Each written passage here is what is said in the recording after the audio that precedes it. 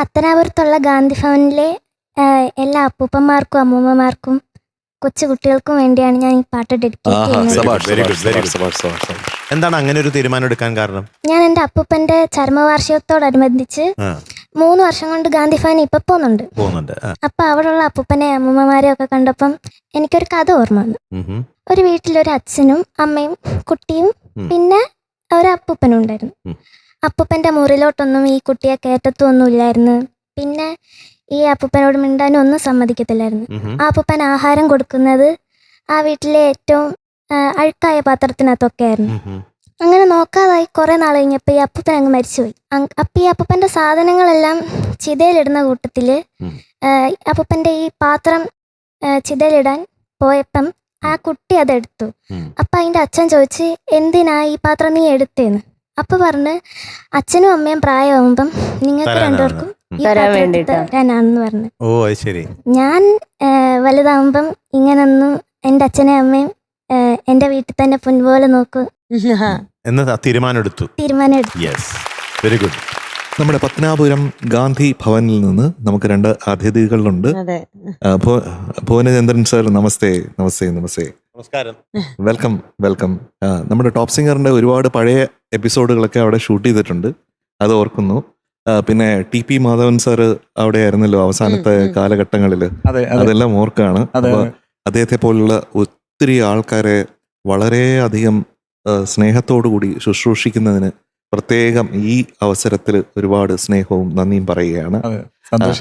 നമ്മുടെ കുഞ്ഞിനും അവിടെ വന്നപ്പോഴത്തേക്കും അത് മറക്കാൻ പറ്റാത്ത അനുഭവമാണെന്ന്. നമ്മുടെ കുഞ്ഞാണേ, നമ്മുടെ സ്നേഹമാണ്, നമ്മൾ അത്രയും സ്നേഹിക്കുന്നതാണ്. അപ്പൊ കുഞ്ഞ് സ്നേഹിക്കുന്ന ആൾക്കാരെ നമുക്ക് സ്നേഹമാണ്. അതെ, തീർച്ചയായും. ഇപ്പൊ ദുർഗമോള് പറഞ്ഞ അതാണ് ഗാന്ധിഭവൻ നൽകുന്ന സന്ദേശം.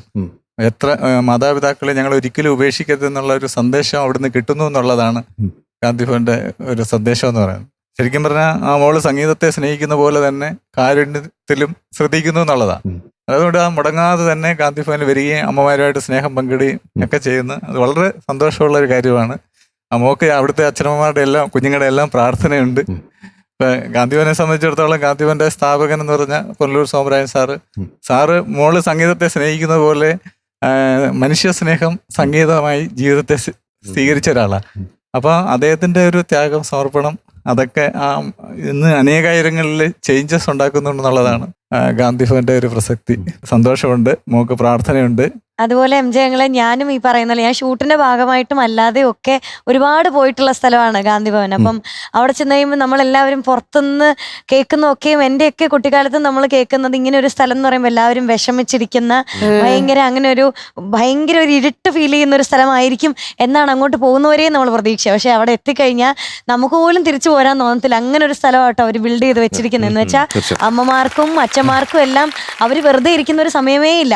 ഓരോ ആക്ടിവിറ്റീസ് അവിടെ കുക്കിങ്ങിനും ഒക്കെ വേണ്ടിയിട്ട് പ്രത്യേക സ്ഥലം. എനിക്ക് നല്ല ഓർമ്മയുണ്ട്. ഇപ്പൊ ഞാൻ വന്നിട്ട് കുറച്ചായി, പക്ഷെ എന്നാലും എന്ത് വൃത്തിയായിട്ട് നമുക്കത് കാണുമ്പോൾ തന്നെ അവിടുന്ന് ഞാൻ ഒരുപാട് പ്രാവശ്യം വന്ന് ഭക്ഷണം കഴിച്ചിട്ടുണ്ട് എല്ലാവരുടെയും കൂടി. അപ്പൊ എനിക്കും ഇന്ന് നിങ്ങളിവിടെ വന്നതിൽ ഒരുപാട് സന്തോഷമുണ്ട്. പിന്നെ അവര് ടോപ്പ് സിംഗർ സ്ഥിരമായി കാണുന്ന ആൾക്കാരാണ്. എന്റെ അടുത്ത് ഇടയ്ക്ക് പരാതി പറയാം, ഇവിടെ ഇടയ്ക്കിടയ്ക്ക് കുറച്ചു നേരം കൂടെ ടി വി വെച്ച് തരാൻ പറയണം കേട്ടോ. ഫുൾ ടൈം ടിവിയുടെ മുന്നിൽ ഇരിക്കുന്നതുകൊണ്ട് ചിലപ്പോൾ ടി വി ഓഫ് ആക്കി വെക്കും. ഞാൻ തന്നെ ഉള്ളപ്പം ഒത്തിരി പ്രാവശ്യം നടന്നിട്ടുള്ളതാണ്. അപ്പം അമ്മമാരൊക്കെ എപ്പോഴും പറയുന്ന കാര്യം. അന്ന് വന്നതിലേക്ക് ഒരുപാട് ആളുകൾ കൂടി. ഇപ്പൊ പത്തനാപുരത്ത് തന്നെ 1500ഓളം പേരുണ്ട്. അപ്പൊ ഈ സ്ഥലപരിമിതിയൊക്കെ മനസ്സിലാക്കി നമ്മുടെ പത്മശ്രീ യൂസഫ് അലി സാറ് ഒരു 15 കോടി രൂപ മുടക്കി അമ്മമാർക്ക് വേണ്ടി ഒരു വീട് പണിഞ്ഞു തന്നു, ഒരു ബഹുനില മന്ദിരം പണിഞ്ഞു തന്നു. ഇപ്പൊ അത് അമ്മമാരിപ്പോ 2 വർഷമായിട്ട് അവിടെ താമസിക്കുന്നുണ്ട്. ഇപ്പൊ പുതുതായിട്ട് അച്ഛന്മാർക്ക് വേണ്ടിയിട്ടും അദ്ദേഹം 20 കോടി രൂപ മുടക്കി ഒരു ബഹുനില മന്ദിരം പണിത് അതിന്റെ പണി പൂർത്തിയായി. അപ്പൊ അങ്ങനെ ഒരുപാട് പേരുടെ കരുതലുണ്ട്.